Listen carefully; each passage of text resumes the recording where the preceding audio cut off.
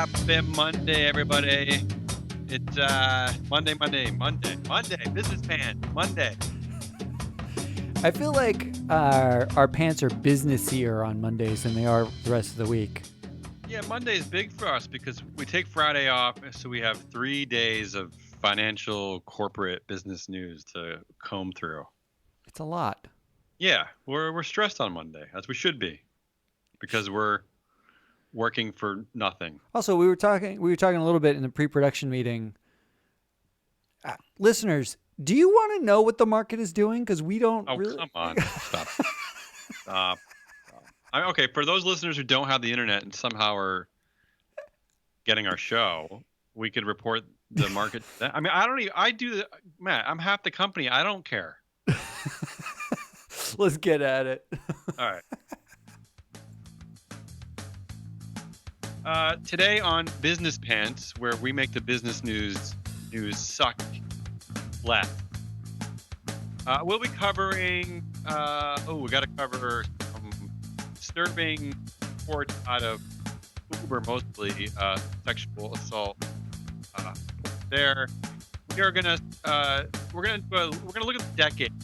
The 2019 is ending, 2020 is beginning, so we're gonna do a feature on decades, and that's it. Then we'll do a Matt Makes. We're gonna keep it simple. I like this simple format. It makes me feel cozy. Yeah. So what we're doing now is we're gonna put on Wednesday. We're gonna do all of our socially responsible investing stories. Dare you. All of our environmental, social, and governance stories will be on Wednesday in our Inside the Pants feature, and then Thursdays now we are going to do our huge bucket load of crazy biz nuggets. So if you look forward to those, Thursday's show is your show. Yeah, but we're still going to be highlighting our fact-based snark here. So don't worry, we're not going to be completely serious. Okay.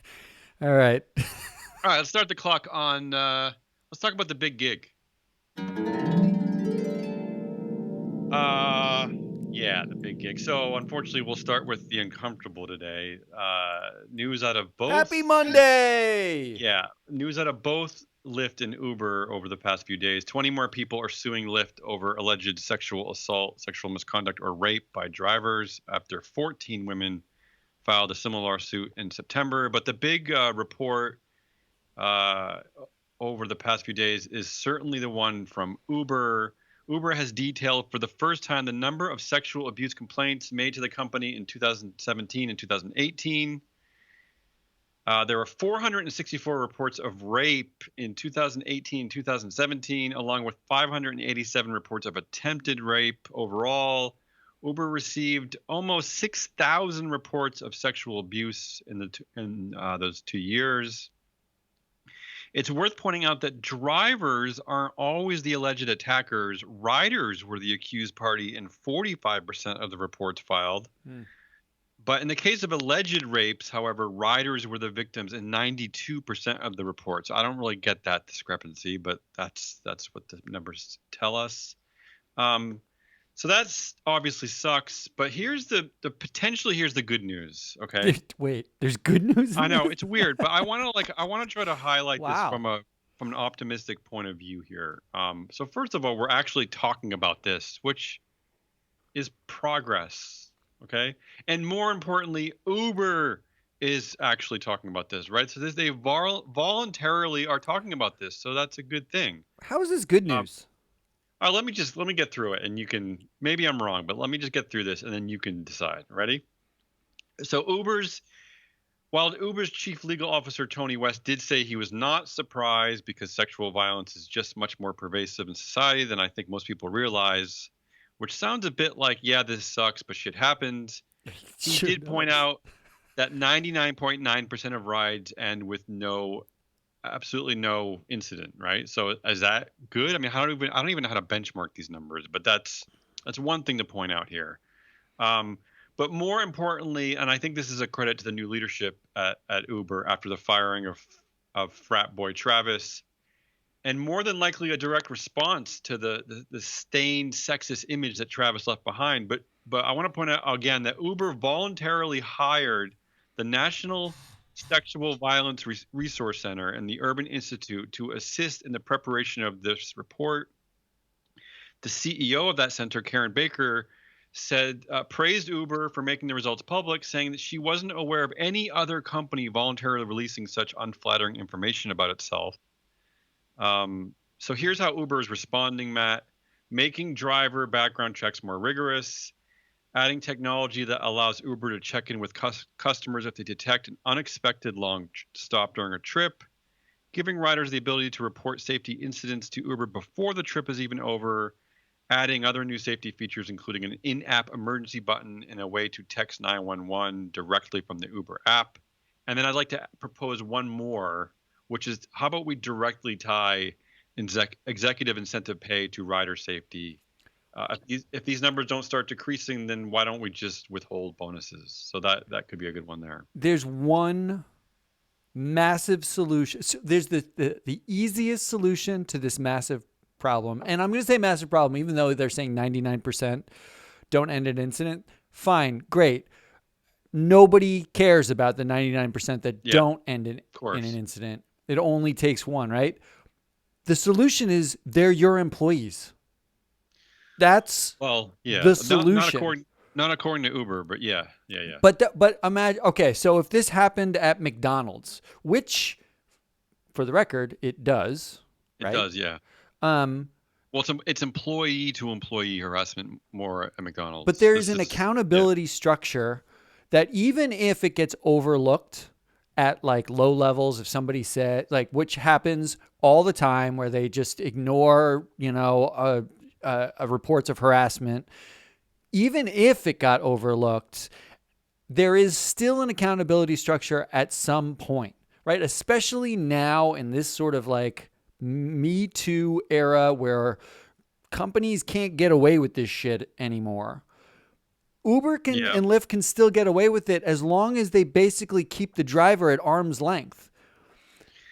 You're right, but what about what I said, though? I mean, what about the fact that Uber didn't actually have to publish this? I mean, do you give them any credit in that regard?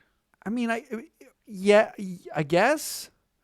I mean, look, they don't have to publish it, but in a way they kind of do have to publish it, because if they don't publish it, people know that it's happening and their brand is inherently tied to taking these rides, right? And it still does it. They still manage to not be accountable. Like, effectively, all they're giving you is platform tools. You have 911 on your phone. You don't need another 911 on your phone.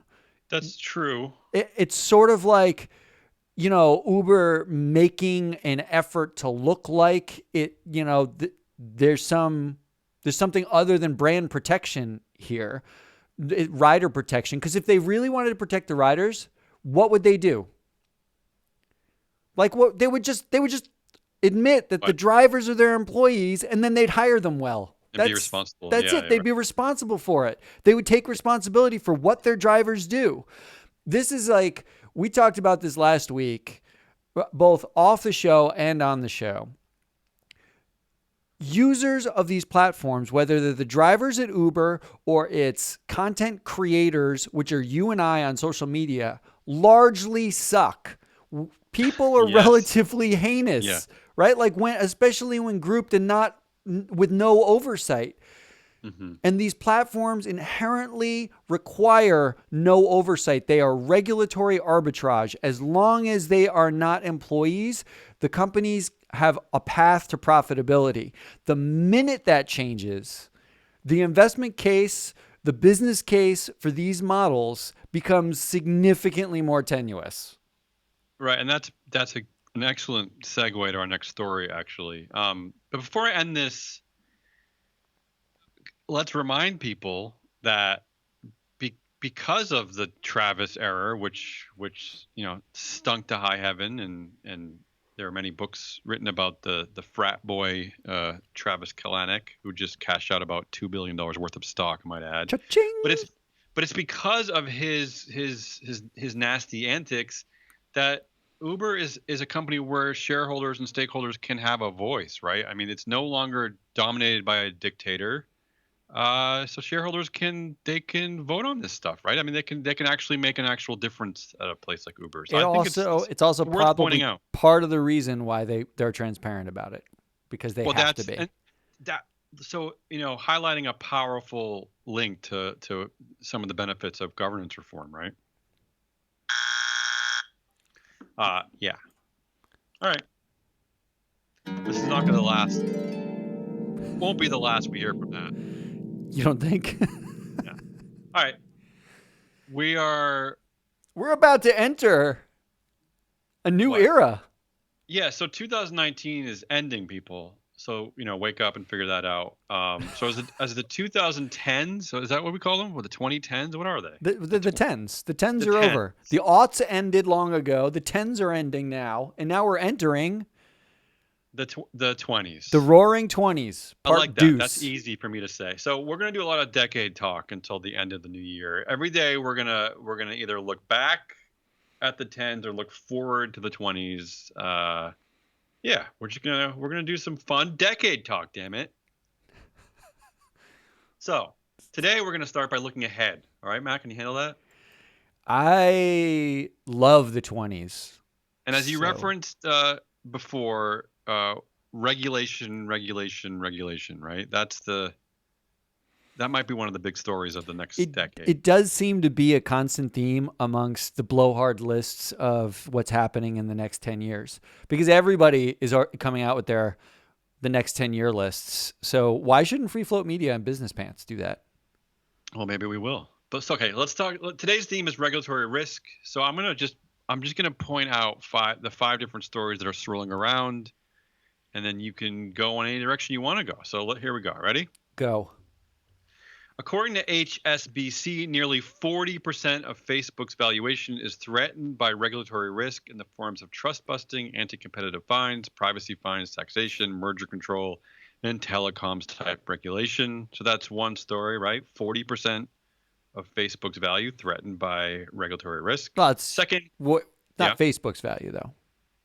It's no? Zuckerberg's value. Okay, sorry.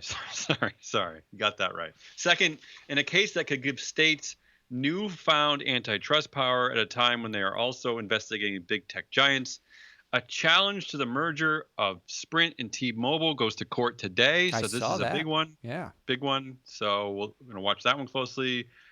Three, the New York Times highlights who they call the biggest threat to big tech. Rhode Island. That's your hometown, right? Rhode Island, home Rhodey. state. Shout out to Rhode Island Rhodey. Congressman David Cicilline. I Cicilline. Cicilline. Come on. Sorry, Italian Americans. So he's the chairman of the subcommittee that oversees antitrust law, and his ambitious goal is to build evidence and a bipartisan consensus to change antitrust laws.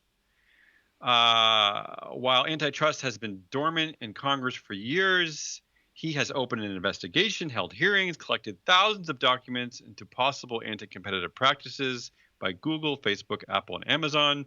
Antitrust experts say this is the most serious congressional inquiry into potential anti-competitive corporate behavior in decades. So, yeah, the biggest threat to big tech, David Cicilline. I love that it's happening like under the cover of the impeachment thing too. Like Yeah. everyone's focused on impeachment, and it means that Well, like he can just yeah. very quietly go about breaking up every big tech company. Although you named basically all of FANG without Microsoft. So is Microsoft Or now immune from this?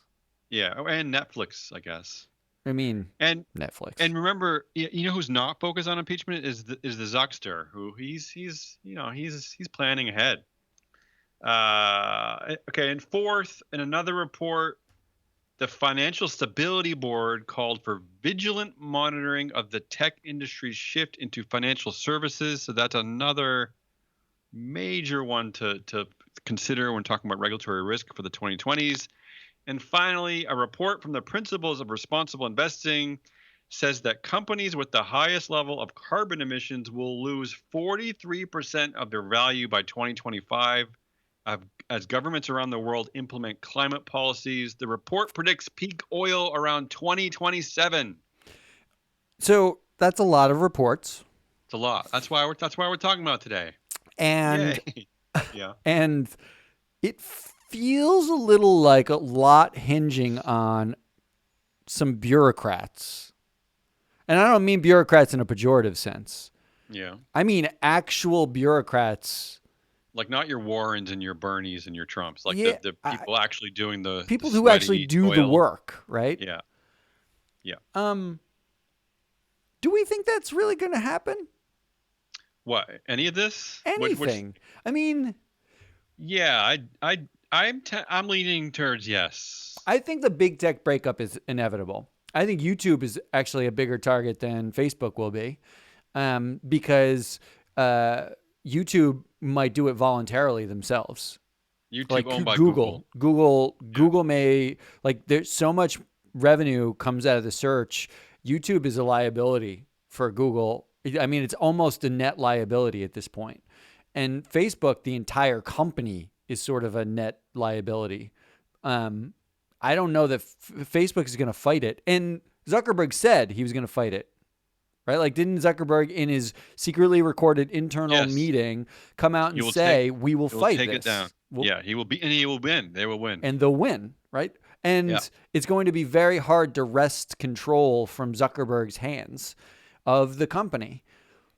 But Google, you see Sergey and Larry who still have control, but at least are like trying to get out of the congressional hearing, even though Elizabeth Warren very deftly in a tweet said, still see you at the hearings. Right. Yeah. I don't know. The like relying on regulators seems like, I mean, but they force their hand. I mean, I think like as we talked about in the first story with Uber, I mean, these tech companies have sort of forced the hand of regulators, haven't they? Like they can't control their own crap anymore. Like they need. In fact, wasn't Zuck kind of like asking for regulation not too long ago because he didn't want to be responsible for anything? Well, there are eerie parallels.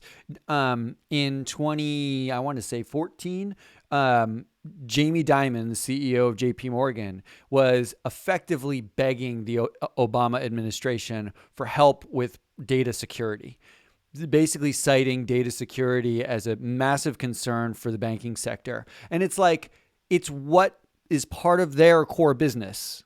We don't just hand out your personal information. And yet they at the time, and even arguably still now, were not capable of it.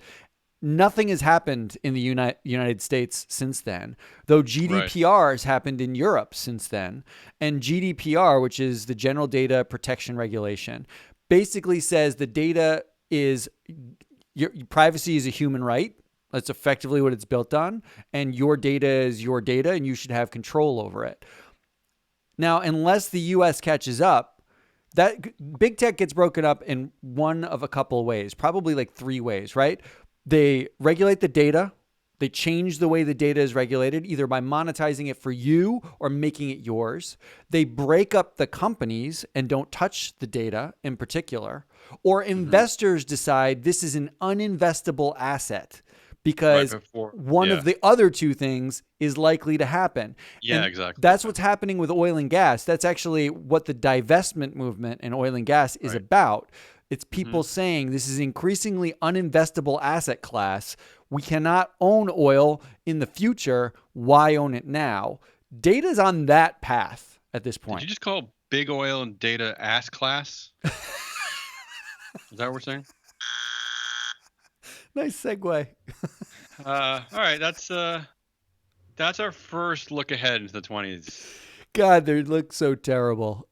Yeah. Well, keep your eye. I mean, more than ever. I mean, keep your eyes on elections here in the U.S. I mean, there was a strong populist left-wing movement to counter Trump, and they are full of people like AOC and Bernie and Warren, and they're going to jump on this. That's my sense, right? I mean, if you're skeptical, I know. I'm skeptical they'll get elected, but they are going to try. That's a whole nother point. All right, so let's make something. Matt makes. What's Matt making today? Today, Matt makes a list of survivors. I don't know what that means. So, of course you don't. So it's the end of a decade. And to celebrate the end of the decade, I wanted to look through U.S. board members, of publicly traded companies, and see who are the survivors. The survivors. Who is the Highlander of U.S. American boards? Okay. Anybody get the reference, the Highlander? I don't, but I'm gonna just keep nodding. Oh my God, it's like a classic 80s movie. Okay, so just for some context, some background here. There are about 16,000 U.S. publicly traded board members who are specifically on the board of a non-controlled company. So shareholder, there isn't one shareholder with 50% of voting rights. They are independent of management, and they are currently sitting on at least one board. So there's 16,000-ish active independent board members of non-controlled companies. Now, I said all those things because these are the ones who can get voted out. Okay, so there's 16,000 board members who could lose their job. So when they survive at the end of a decade, I mean, that's something we should celebrate. There can be only hundreds. Okay? Yeah. Okay. Also, the average board tenure for this group is 7 years. So more than about half of them are going to get voted out before the decade's up. So this is cause for some celebration. So this is our happy 10-year anniversary, honey. It's our diamond anniversary, our 10-year. Okay. Yeah. Just for point of reference, 10 years ago in 2010, when these board members got elected, Greece and Ireland were failing. Facebook had 500 million users, not 2.4 billion. The first iPad came out. Oh, yeah. BP's massive oil spill. Ugh. And GM re-IPO'd after the financial crisis. So, all right, that does seem like a long time ago. It feels like a long time ago. Yeah. There are 629 board members who are celebrating their diamond anniversary. Wait, that's it? That's it. What do you mean? Wait, what? Well, I mean, there's a lot of board members who are in between anniversaries. We're only doing the 10 year. We're doing the round number. 629 are celebrating exactly 10 years. Well, as soon as we hit 2020, they're going to hit the 10, right? So that's the official number in the UK where that board member is no longer independent. That's correct. In the US, there is no official number because we don't care.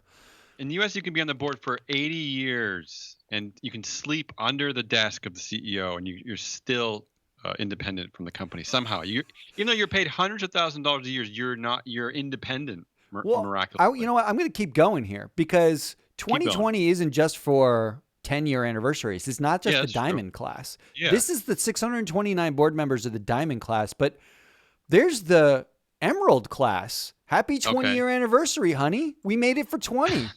Okay. Just for reference, in 2000, we were still talking about Y2K, Napster, the dot-com bust, Britney Spears' Oops, I Did It Again. I forgot all about this. Gore v. Bush. Oh, boy. And here's a throwback. Elian Gonzalez. Remember that little kid?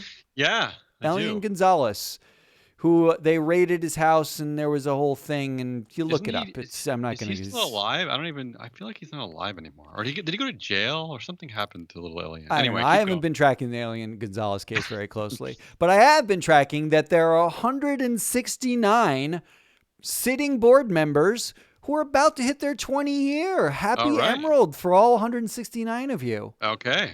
Now, this feels like small amounts compared to 16,000, but just remember that there are like thousands who are at their 18-year or their 17-year, like in between the decades. This is just celebrating the turnover, and these are just the ones that are independent of management at non-controlled companies. These are the vote-out ones, potentially. Okay. I'm going to take this multiple steps further, though. Let us celebrate. Happy 30-year anniversary, honey. I got you a pearl. This is the pearl class. Because in 1990, these board members joined the board just as GM was the largest company in the world, not re-IPOing after financial crisis. Manuel Noriega was still a thing. Yeah. The original George Bush signed the Clean Air Act. There were two George Bushes? This is all news. This is and the Iraqis invaded Kuwait. So this is like a thing. There are 21 board members who were elected when all of that stuff were going on, celebrating their delightful Pearl anniversary. Congratulations. I'm guessing that's got to be a pretty diverse set of 21 directors there. Let me get you even more diverse. Keep going. We're going to go to our Ruby class. Okay. 40 years, honey. 40 years. We survived 40 years at the same company board. 40 years at one company board. I don't like people that much. If I survive my wife for 40 years, who I love dearly, it will be cause for a Ruby celebration. Quick reference: phones. Your tablet was actually an Apple III. Your smartphone was actually a rotary phone, and Michael Milken was still, not convicted of crimes. The Highlander movie came out in the 80s. They wanted the Iran hostage, situation. There were 3 board members. 3. Okay. These 3 members who were elected when this was happening include these fine gentlemen. H.C. Buster Bailey of East Group Properties. He's 39 years young on the board today, going into 2020. Brian Tedeschi of quote-unquote Independent Bank. Not a day over 40, Brian. You don't look a day over 40 years on that board. And then Jimmy Dew of Old Republic Bank. Oh, my God. Looks just like when we met 40 years ago when you joined the board. These all look like villains from the Trading Places, the Eddie Murphy movie. Here's the most amazing part of this. Yeah. There is one who stands alone. There is one Highlander who stands above 50? all the rest, celebrating a 20 and 2 10-year anniversaries in 2020. Yeah. I am not kidding. A 20 and 2 10-year anniversaries, one board member. His name, Ed Liddy. Wait. So he's got 3 different. He's on 3 different boards. On 3 different boards. He's celebrating. He's the only one celebrating multiple anniversaries in 2020. Ed Liddy. He must bring great bagels to the meetings. He's celebrating 10 years on the board of, I shit you not, Boeing, of course, and Abbott Laboratories. Yeah. And 20 years on the board of 3M. Now, if you recognize the name Ed Liddy because you watch this show, you would know that Ed Liddy is on the board of Abbott Labs with Bill Osborne, who's on the board of Caterpillar, with Dennis Muhlenberg, CEO of Boeing, on the board with Ed Liddy. So we referenced these guys. We talked about all these guys once upon a time. Ed Liddy, congratulations for being the longest tenured, not longest tenured, but the multiple celebratory board member, and somehow making it through, keeping Dennis Muhlenberg as CEO of Boeing. That's probably the reason why Dennis still has a job, right? It's unbelievable. Yeah. Whew. Well, thanks, Matt. That was Business Pants. Yeah. Monday, December 9th? Monday, December 9th. That was Matt Moscardi. I'm Damian Rollis. Please subscribe on your favorite podcast provider. And share us, please. Give us feedback, rate us, share us, watch us on YouTube. We are everywhere. Get your business pants on. And listen again tomorrow. Talk to you tomorrow. That was a beautiful ending there.